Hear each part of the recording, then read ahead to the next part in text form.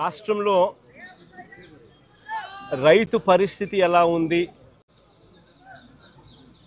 అని తెలుసుకోవాలంటే ఒక్కసారి గ్రాస్ రూట్లోకి ఒకసారి వచ్చి గ్రౌండ్ మీదకి ఒకసారి వచ్చి తిరిగితే అర్థమవుతుంది.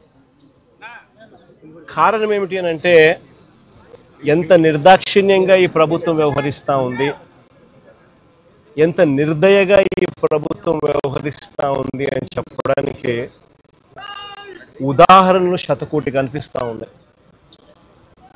నిజంగా ఈ మోంతా అనే ఈ తుఫాను దాదాపుగా 25 జిల్లాలపై ఈ తుఫాను ప్రభావం పడింది. గోదావరి నుంచి గోదావరి పై నుంచి శ్రీకాకుళం దాకా దాని ఇంపాక్ట్, ఇటువైపున చూస్తే కర్నూలు దాకా కూడా ఈ మోంతా తుఫాన్ ఇంపాక్ట్ కనిపించింది. దాదాపుగా ఈ 25 జిల్లాలలో రాష్ట్ర వ్యాప్తంగా దాదాపుగా 15 లక్షల ఎకరాలలో పంట నష్టం జరిగింది. నిజంగా ఎప్పుడు ఊహించని విధంగా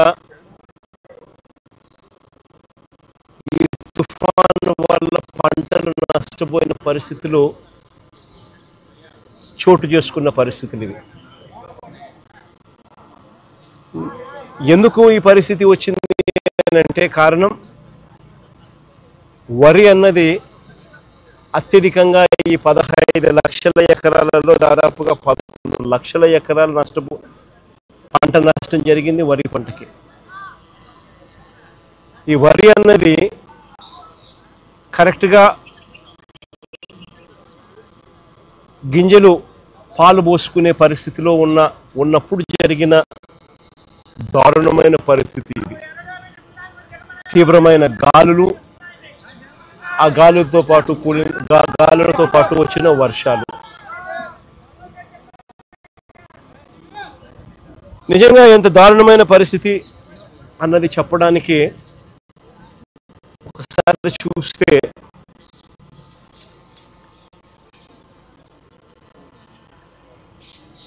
పత్తి, మొక్కజొన్న, అరటి, బొప్పాయి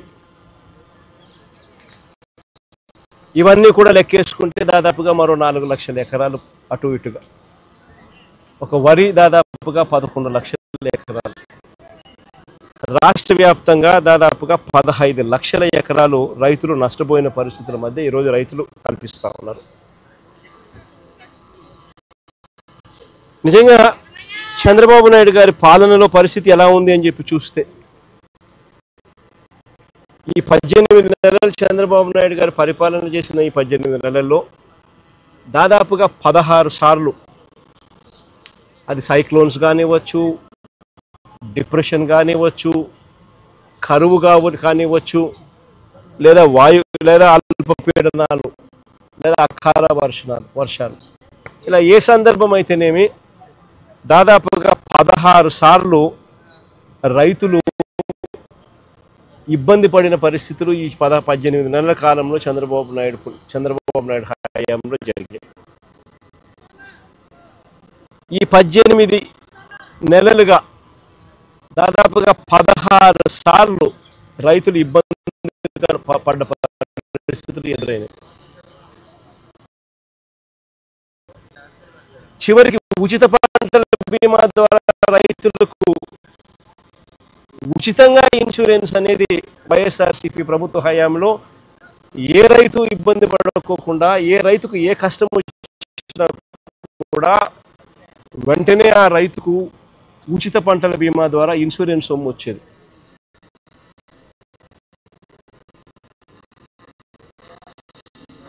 అలాంటిది దాదాపుగా చెప్తా ఉన్నారు కథలు. 3.5 ఎకరాలు ఉంటే దాదాపుగా 70,000, 66,000 ఇన్సూరెన్స్ డబ్బులు గతంలో అందుకున్న పరిస్థితులు చెప్పుకుంటా ఉన్నారు, రైతులు గుర్తు చేసుకుంటా ఉన్నారు. అది కూడా ఇప్పుడు రైతులు రాకుండా పోయింది. చివరికి ఎరువులు కూడా బ్లాక్లో రైతులు అమ్ముకోవాల్సిన అధ్వానమైన పరిస్థితికి ఈరోజు రైతు వెళ్ళిపోయాడు. 263 రూపాయలకు దొరకాల్సిన ఎరువు యూరియా ఏకంగా 500 రూపాయలకు 600 అన్నైతే 600 రూపాయలకు కూడా కొనుక్కున్నాడు. అవసరాన్ని బట్టి బ్లాక్లో విచ్చలవిడిగా అమ్ముతా ఉన్నారు. పంట అమ్ముదాము అని చెప్పి చూస్తే ఇన్ని నష్టాలకు ఊడ్చి రైతు కష్టపడి పంట పండిస్తే పంట అమ్మాలని చూస్తే ఆ పంట గిట్టుబాటు ధరలు రాని పరిస్థితి. ఎంఎస్పి చూస్తే 1750, రైతు చేతికి వస్తుంది ఎంత అంటే కేవలం 1350 రూపాయలు. ప్రతి అడుగులోనూ కూడా రైతు నష్టపోతా ఉన్న పరిస్థితి ఈ చంద్రబాబు నాయుడు గారి ప్రభుత్వంలో మనం చూస్తాం. నేను అడుగుతా ఉన్నా, అదే ఒకసారి ఇంతకుముందు గతంలో వైఎస్ఆర్సీపీ ప్రభుత్వ హయాంలో ఈరోజు ప్రతి రైతు కూడా ఏ విషయాలు గుర్తు తెచ్చుకుంటా ఉన్నాడు. ఏ రోజు ఏ రైతు కూడా పంట నష్టం జరిగితే ఇబ్బంది పడే పరిస్థితి రావాల్సి వస్తుంది అని ఏ రోజు ఏ రైతు అధైర్యపడాల. గతంలో వైఎస్ఆర్సీపీ ప్రభుత్వ హయాంలో ప్రతి రైతుకు ఒక భరోసా ఉండేది. పంట గన నష్టం జరిగిందనంటే జగనన్న ఉన్నాడు, ఉచిత పంటల బీమా ఉంది, వెంటనే మాకు డబ్బులు వస్తాయి. పంట నష్టం జరిగినా కూడా అన్న తోడుగా ఉంటాడు, ఉచిత పంటల బీమా చేశాడు, మాకు ఆదుకుంటాడు అని చెప్పి ప్రతి రైతుకు ఒక భరోసా ఉండేది. అన్న ఉన్నాడు, సీజన్ ముగిసేలోగానే ఇన్పుట్ సబ్సిడీ మా చేతికి డబ్బిస్తాడు, మరుసటి సీజన్ పోయేసరికి మళ్ళీ చేతిలో డబ్బులు ఆడుతాయి, మా చేతిలో డబ్బులు వస్తాయి. ఆ డబ్బుతో మళ్ళీ మరుసటి సీజన్కు మళ్ళీ పంటలు వేసుకునే పెట్టుబడికి పెట్టే పరిస్థితి మాకు ఉంటుంది. పెట్టుబడి మొదలయ్యేసరికి రైతుకు భరోసా ఉండేది. రైతు భరోసా కింద అన్న ఉన్నాడు, 13,500 మాట చెప్పాడు. మాట చెప్పిన ప్రకారం ప్రతి సంవత్సరం ఖచ్చితంగా ఇచ్చాడు. పంట వేసే సమయానికే మా చేతికి 7,500 రూపాయలు మా చేతికి వచ్చేది. అక్టోబర్లో మరో 4,000 ఇచ్చేవాళ్ళు, జనవరిలో మరో 2,000 వచ్చేది. ఖచ్చితంగా 13,500 ఆయన చెప్పిన ప్రకారం ఖచ్చితంగా ప్రతి సంవత్సరం ఆయన ఇచ్చేవాడు పెట్టుబడికి సహాయంగా అని చెప్పి. ప్రతి రైతుకు ఒక భరోసా ఉంటుంది. ఏ రైతుకైనా కూడా ఆర్బీకే అనేది చేయి పట్టుకుని నడిపించే ఒక వ్యవస్థగా ఉంటుంది. ప్రతి రైతు కూడా తాను వేసిన పంటను ఈ క్రాప్ జరిగేది. ఆర్బీకే పరిధిలోనే అక్కడే అగ్రికల్చర్ అసిస్టెంట్ అక్కడే ఉండి అగ్రికల్చర్ గ్రాడ్యుయేట్ చదివినవాడు సచివాలయాలతో అనుసంధానమై వాలంటీర్లు చేయి పట్టుకొని నడిపిస్తూ ప్రతి రైతును కూడా తన పొలంలో తాను వేసిన పొలంలో తన రైతన్నను నిలబెట్టి ఫోటోలు తీసి జియో ట్యాగ్ చేసి ఈ క్రాప్ వ్యవస్థను ఈ క్రాప్ బుకింగ్ నమోదయ్యేది. ఆ బుకింగ్ నమోదు కావడంతో ఏ రైతుకైనా కూడా ఏ పంటకు ఎప్పుడు ఏ ఇబ్బంది వచ్చినా కూడా వెంటనే ఆ ఈ క్రాప్ నమోదైంది కాబట్టి రైతుకు వెంటనే ప్రభుత్వం తోడుగా నిలబడేది. ఆ ఆర్బీకే పరిధిలో ఏ రైతుకన్నా కూడా గిట్టుబాటు ధర రాని పరిస్థితి ఉన్నప్పుడు ఆ ఆర్బీకేలోనే పంటలు ఈ రేట్లకు కొనుగోలు చేస్తాము, ఈ రేటు కన్నా తక్కువ పడిపోతే ప్రభుత్వం ఇంటర్వ్యూన్ అవుతుంది, వెంటనే రైతుకు తోడుగా నిలబడుతుంది అని ఒక భరోసా ఇస్తూ ఒక మార్కెట్ ఒక మినిమం రేట్లు, గిట్టుబాటు రేట్లు, ఎంఎస్పీ మినిమం రేట్లు, ఆర్బీకే రేట్లు పెట్టుండేవారు గత వైఎస్ఆర్సీపీ ప్రభుత్వంలో. ఎక్కడ పంట రేటు తగ్గిపోయినా కూడా వెంటనే ఆ ఆర్బీకే పరిధిలో వెంటనే అక్కడి నుంచి అలర్ట్, అగ్రికల్చరల్ గ్రాడ్యుయేట్ అక్కడ వెంటనే అలర్ట్ ఇచ్చేవాడు. వెంటనే జాయింట్ కలెక్టర్ ఎవరైతే జాయింట్ మేనేజింగ్ డైరెక్టర్గా కూడా తనను మార్క్ఫెడ్కు జాయింట్ మేనేజింగ్ డైరెక్టర్గా కూడా తన హోదా ఇచ్చి ఇటువంటి పరిస్థితుల్లో ఇంటర్వ్యూన్ అయ్యే బాధ్యత ఏదైతే పెట్టామో వెంటనే చేసి ఇంటర్వ్యూన్ అయ్యేవాడు. ఆ ఆర్బీకే పరిధిలో పంటలు కొనుగోలు చేసి మార్కెట్లో కాంపిటీషన్ క్రియేట్ చేసి రైతుకు తోడుగా నిలబడేవాడు.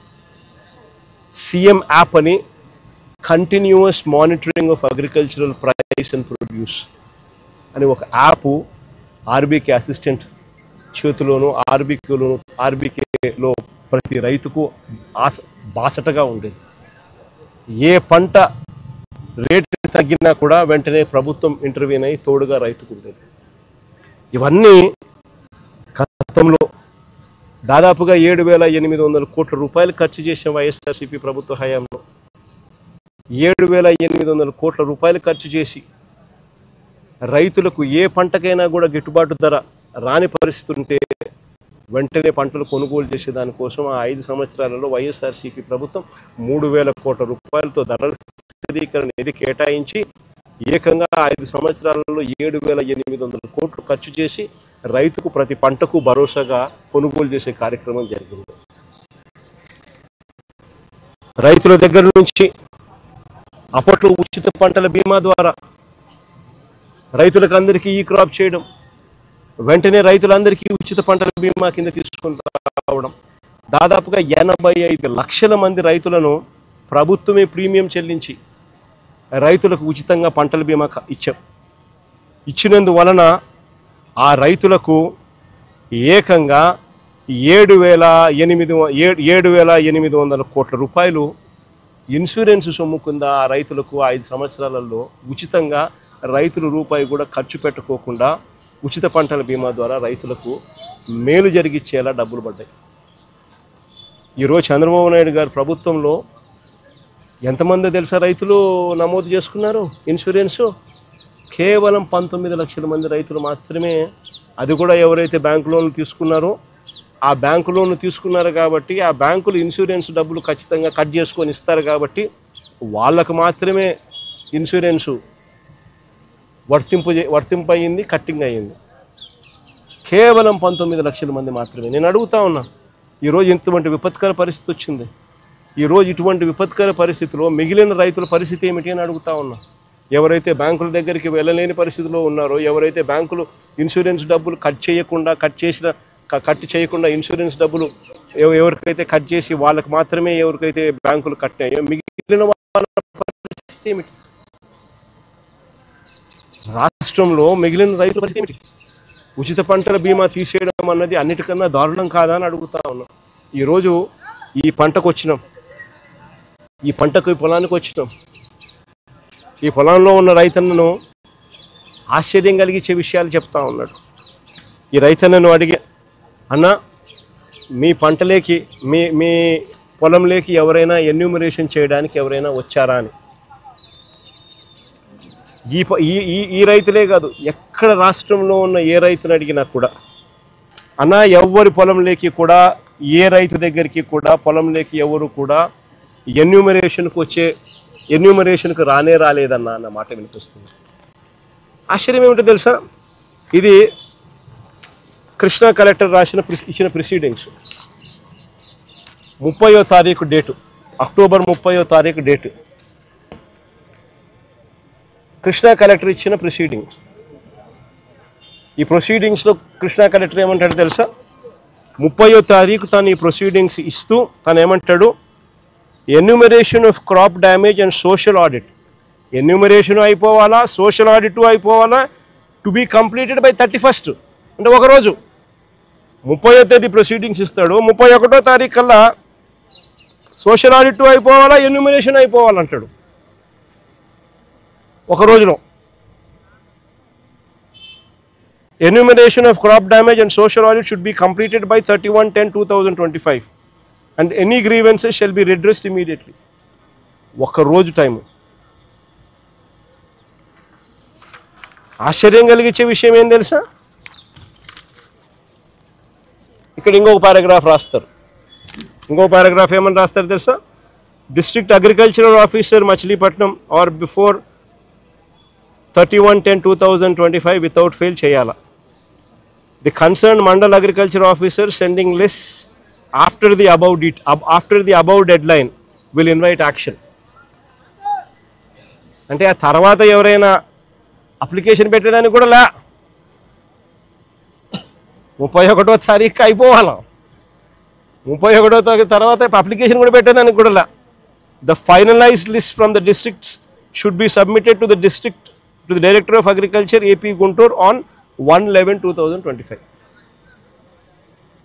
అంటే ఎంత నిర్దాక్షిణ్యంగా వీళ్ళు ఎవడు కూడా వీళ్ళకి టైం ఇచ్చింది ఒక రోజు. అంటే దాని అర్థం ఏంది? ఎన్యూమరేషన్ అనేది ఎవడు కూడా పంట పొలాలకు వచ్చి చేసే కార్యక్రమం జరగదు. అసలు ఎన్యూమరేషన్ అంటే ఏమిటో తెలుసా? చంద్రబాబు నాయుడు గారిని అడగాలి ఫస్ట్ ఈ పాయింట్. అసలు ఎన్యూమరేషన్ అనేది పంట పొలాలకు ఎందుకు రావాలా, ఎందుకు చెయ్యాలా అనేది ఒకసారి గమనించండి. అసలు ఇది గాలుల వల్ల, వర్షాల వల్ల, తుఫాను వల్ల సుంకు విరిగిపోయిన ధాన్యం ఎన్యూమరేషన్ చేసేటప్పుడు ఏ అధికారైనా కూడా ఫస్ట్ పొలంలో అడుగు పెట్టాలి, పెట్టి చూడాలి సుంకు విరిగిపోయిందా, సుంకు విరిగిపోలేదా.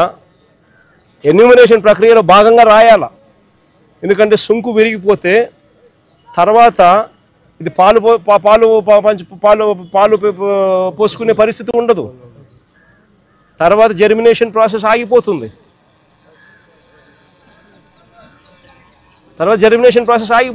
పాలు పోసుకునే పరిస్థితి ఉండదు సుంకు విరిగిపోతే.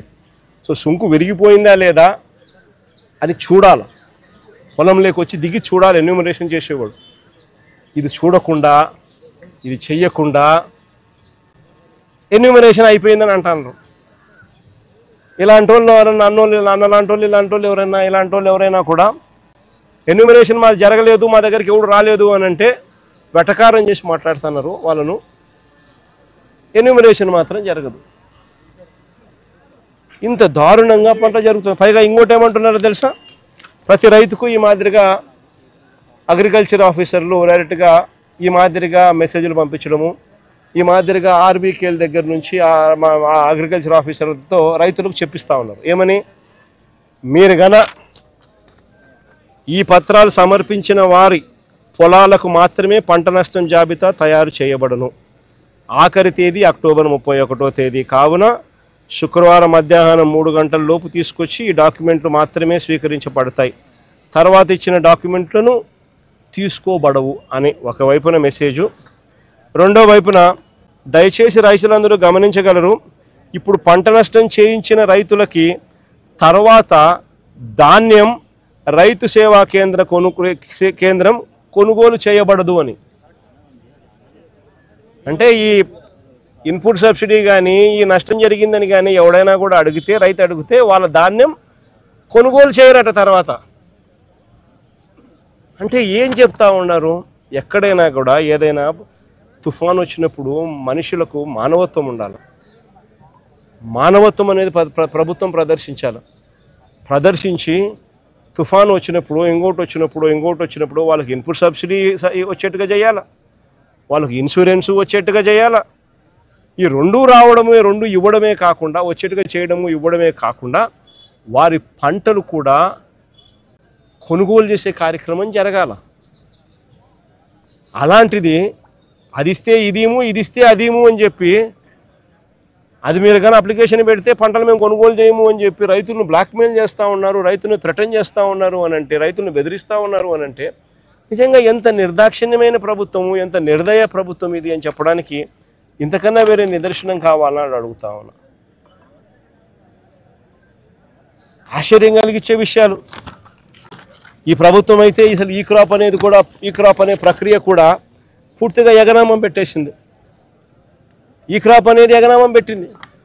అసలు ఈ క్రాప్ అనేది ఎందుకు చేయాలి, ఈ క్రాప్ అనేది ఎందుకు ఇంత అవసరము అనేది ఇలాంటి విపత్కర పరిస్థితుల్లో ప్రతి రైతుకు అదొక శ్రీరామ రక్షగా నిలబడుతుంది.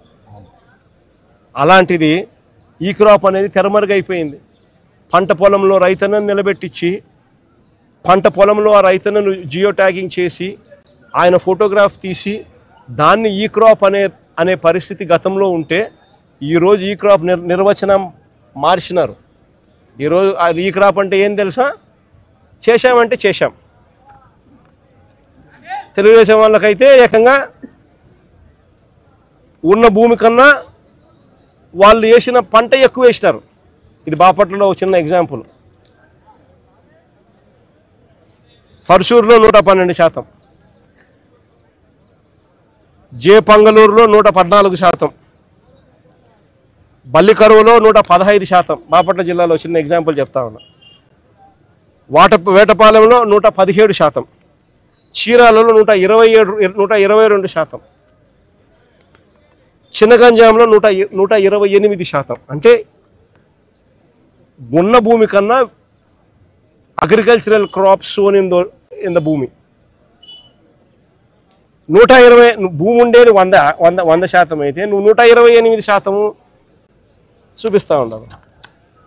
అంటే ఏ స్థాయిలో నువ్వు ఈ క్రాప్ అనేది నీరు గార్చావు అని చెప్పడానికి ఇదొక నిదర్శనం. ఈ ప్రభుత్వం పూర్తిగా రైతులను పూర్తిగా గాలికి వదిలేసిన పరిస్థితులు, ఇంత విపత్కర పరిస్థితులు కనపడతా ఉన్నాయి. ఇంత విపత్కర పరిస్థితులు కనపడతా ఉంటే, విపత్కర పరిస్థితులు జరిగిన రోజు ముఖ్యమంత్రి అనే వ్యక్తి ఏం చేస్తాడు? ఓ రోజు అట్టా చాపర్లో తిరుగుతాడు, ఓ చోట ఆగుతాడు, తర్వాత మొత్తం చాపర్లో తిరుగుతాడు, మరుసటి రోజు లండన్ పోతాడు. ఆయన కొడుకు ఇంకొక ఆయన ఆస్ట్రేలియా నుంచి వస్తాడు, వచ్చి మరుసటి రోజు ముంబైలో క్రికెట్ చూడడానికి పోతాడు. ఇదేమో మన రైతుల పరిస్థితి ఏమో ఏడవలేక, కడుపులో బాధ ఉండి దాన్ని తట్టుకోలేక, నవ్వు రాక, ఇది పరిస్థితి వాళ్ళకు. ఈ వారం రోజులు టైం ఇచ్చి వీళ్ళు ఏం చేస్తారు? మామూలుగా ఇంతకుముందు వైఎస్ఆర్సీపీ హయాంలో మా ప్రభుత్వ హయాంలో నేను ఒక మాట చెప్పేవాడిని అధికారులకు అందరికీ కూడా. ఏదైనా తుఫాన్ రాకమునుపు ఒక మాట చెప్పేవాడిని, తుఫాన్ రాకమునుపు అందరికీ స్పెషల్ ఆఫీసర్లను ఆ జిల్లాలకు వేసేవాళ్ళం. వేసి వాలంటీర్లు పనిచేసేవాళ్ళు, సచివాలయం సిబ్బంది పనిచేసేవాళ్ళు. మా ప్రభుత్వ హయాంలో ఏకంగా కలెక్టర్ల పరిధి డిస్ట్రిక్ట్ సైజ్ తగ్గించినాం. దానివల్ల ఎక్కువ కలెక్టర్లు, తక్కువ కాన్స్టిట్యున్సీకి ఎక్కువ కలెక్టర్లు వచ్చినారు, ఎక్కువ జేసీలు వచ్చినారు, దానివల్ల ఎక్కువ ఎస్పీలు వచ్చినారు. దానివల్ల మా ప్రభుత్వ హయాంలో సచివాలయాలు వచ్చినాయి. మా ప్రభుత్వ హయాంలో వాలంటీర్ల వ్యవస్థ ఉండేది, స్పెషల్ ఆఫీసర్లను వేసేవాళ్ళం. ప్రాణ నష్టం జరగకోకుండా ఖచ్చితమైన చర్యలు తీసుకోవాలని చెప్పి గట్టిగా చెప్పేవాళ్ళం. కలెక్టర్ల చేతుల్లో డబ్బులు పెట్టేవాళ్ళం. అన్ని రకాలుగా కలెక్టర్ల దగ్గర నుండి చూసుకోమని చెప్పేవాళ్ళం. ఎన్యూమరేషన్ తుఫాన్ అయిపోయిన వెంటనే ఎన్యూమరేషన్ వెంటనే జరిగేది. వారం రోజులు టైం ఇస్తున్నా, 10 రోజులు నేను టైం ఇస్తున్నా, తర్వాత నేనే వస్తా ముఖ్యమంత్రిగా. వచ్చి ఎక్కడికి వస్తున్నానో నేను చెప్పను, ఏదో ప్రాంతంలో తిరుగుతా. నేను తిరిగినప్పుడు కలెక్టర్ పనితీరు ఎలా ఉంది, పంట నష్టం గురించి ఎన్యూమరేషన్ ఎలా చేశారు, అన్ని సదుపాయాలు మీకు ఇచ్చినారా లేదా అని ఇలాంటి వివరాలు నేను ప్రజలను అడిగి తెలుసుకుంటా. ఏ ఒక్కరైనా కూడా కలెక్టర్ బాగా చేయలేదు అని అంటే మీ ఉద్యోగం పీకేస్తానని చెప్పి గట్టిగా చెప్పేవాళ్ళు. ఒక భయం ఉండేది. కలెక్టర్లతో పాటు ఎమ్మెల్యేలు మొత్తం తిరిగేవాళ్ళు. 10 రోజుల తర్వాత ముఖ్యమంత్రి, వారం 10 రోజుల తర్వాత ముఖ్యమంత్రి ఖచ్చితంగా వచ్చేవాడు. ఎక్కడికి వస్తాడో తెలియదు, ఖచ్చితంగా వచ్చేవాడు. వచ్చి సిచ్యువేషన్ అసెస్ చేసేవాడు. ముఖ్యమంత్రి వస్తాడేమో అని చెప్పి కలెక్టర్లు ఎటువంటి తప్పిదం అనే దానికి అవకాశం లేకుండా ఇవ్వకుండా కలెక్టర్లు గట్టిగా చర్యలు తీసుకుంటూ ప్రతి అడుగులోనూ తప్పిదం అనేది లేకుండా పనిచేసేవాళ్ళు. ఈరోజు ప్రభుత్వం చేస్తూ ఉన్న పనితీరు గాలికి ఎగిరిపోయేది. ప్రభుత్వం అన్నది ఈరోజు ఉందా లేదా అర్థం కాని పరిస్థితిలో రైతున్నాడు. రైతుకు నష్టం వచ్చినా కష్టం వచ్చినా కానీ పట్టించుకునే పరిస్థితి ఎక్కడా కూడా కనిపించిన పరిస్థితిలో ఈరోజు రాష్ట్రం ఉంది. నేను ఇవాళ చంద్రబాబు నాయుడు గట్టిగా చెప్తా ఉన్నా, ఎందుకు లెక్కలు తక్కువ చేసి చూపిస్తూ ఉన్నారు? 15 లక్షలు అని చెప్పి ఇంత పంట నష్టం జరిగిన పరిస్థితులు గతంలో ఎప్పుడు జరగలేదు అని చెప్పి ఆ రోజు మీ ఎల్లో మీడియాలోని పేపర్లు సైతం రాసినాయి. ఆ రోజు మీ ఎల్లో మీడియా సైతం, మీ ఎల్లో మీడియాలో మీ గజెట్ పేపర్ ఈనాడు కూడా రాసింది. మరి ఈరోజు ఎందుకు తగ్గించి రాస్తున్నారు? ఎందుకు ఎన్యూమరేషన్ చేయడానికి వెనకడుగు వేస్తూ ఉన్నారు? ఎందుకు రైతులకు తోడుగా ఉండడానికి ఎందుకు వెనకడుగు వేస్తున్నారు? ఎందుకు రైతులకు ఎన్యూమరేషన్ కోసం అప్లికేషన్ పెట్టుకుంటే ఎన్యూమరేషన్ చేస్తే మీ పంటలు కొనుగోలు, మీ వరి పంట మేము కొనుగోలు చేయము అని ఎందుకు రైతుకు భయపడిస్తున్నారు? ఎందుకు లెక్కలు తక్కువ చేసి చూపిస్తూ ఉన్నారు? ప్రభుత్వం అన్నది రైతుకు మంచి చేయాల్సింది పోయి రైతుకు నష్టం చేసే కార్యక్రమం ఎందుకు చేస్తూ ఉన్నారని అడుగుతా ఉన్నా. ప్రభుత్వం ఇప్పటికైనా కూడా ఈ చంద్రబాబు నాయుడు గట్టిగా డిమాండ్ చేసి అడుగుతా ఉన్నా, అయ్యా చంద్రబాబు, నీ తప్పిదం వల్ల రైతులకు ఈరోజు ఇన్సూరెన్స్ డబ్బు రావడంలా. ఈరోజు ప్రతి రైతుకు నువ్వు ఎలా పలికినా ఎలా పలకపోయినా కూడా ఉచిత పంటల బీమా కన్నా నువ్వు కానీ డబ్బు కట్టి ఉండింటే, వైఎస్ఆర్సీపీ ప్రభుత్వం మాదిరిగానే కట్టి ఉండింటే ఈ పొద్దు ప్రతి రైతుకు, నష్టపోయిన ప్రతి రైతుకు ఎకరాకు కనీసం 20,000 రూపాయలు పైచిలకు ఆ రైతుకు చేతిలో కనపడేది. నీ తప్పిదం వల్ల జరిగింది అది. ఉచిత పంటల బీమా అనేది నువ్వు ఎత్తేయడం వల్ల రైతుకు నష్టం జరిగింది. కాబట్టి ఖచ్చితంగా ఆ ఇన్సూరెన్స్ డబ్బు రైతుకు ఖచ్చితంగా వచ్చేట్టుగా చెయ్యాలి అని చెప్పి రైతుల తరఫున డిమాండ్ చేస్తూ ఉన్నాం, గట్టిగా అడుగుతూ ఉన్నాం. ఎందుకంటే తప్పిదం నీది కాబట్టి.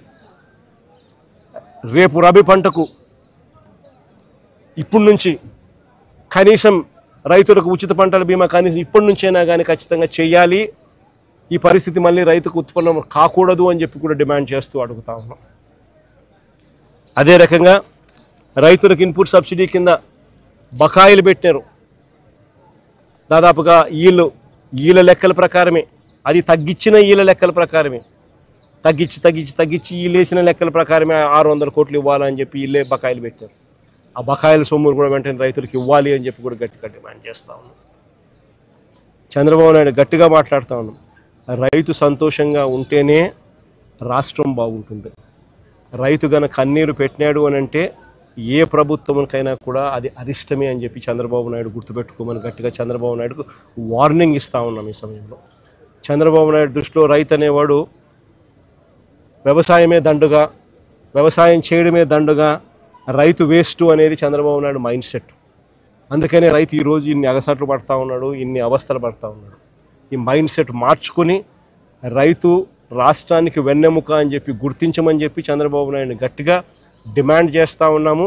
చంద్రబాబు నాయుడు గారు స్పందించే తీరుగా సరిగ్గా లేకపోతే రైతుల తరపున వైఎస్ఆర్సీపీ ప్రభుత్వం పోరాటం చేయడానికి సన్నద్ధంగా రెడీగా ఉంటుందని కూడా ఈ సందర్భంగా గట్టిగా చంద్రబాబు నాయుడుకు వార్నింగ్ ఇస్తూ ఉన్నాం. ఈ సందర్భంగా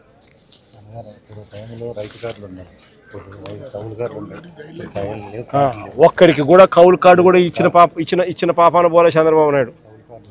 కౌలు కార్డులు కూడా లేవు, కౌలు కార్డులు కూడా ఇవ్వడం లే. ఇస్తే మళ్ళీ వాళ్ళకి డబ్బులు ఎక్కడ ఇవ్వాల్సి వస్తుందేమో అని చెప్పి చంద్రబాబు నాయుడు కౌలు కార్డులు కూడా ఇవ్వడం కూడా మానేస్తాడు. ఇంత రైతు వ్యతిరేక విధానాన్ని చంద్రబాబు నాయుడు ఖచ్చితంగా మార్చుకోవాలని చెప్పి కూడా గట్టిగా చంద్రబాబు నాయుడు డిమాండ్ చేస్తాం.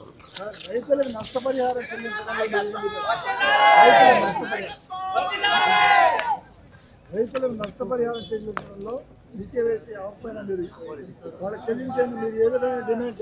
అదే ఇప్పుడు అదే కదన్న అడిగింది, అయ్యే కదా అడిగింది. రైతుల తరపున అన్ని రకాలుగా కూడా పోరాటాలు చేద్దాం, అన్ని రకాలుగా సాధించుకునే కార్యక్రమం గట్టిగా చేద్దాం.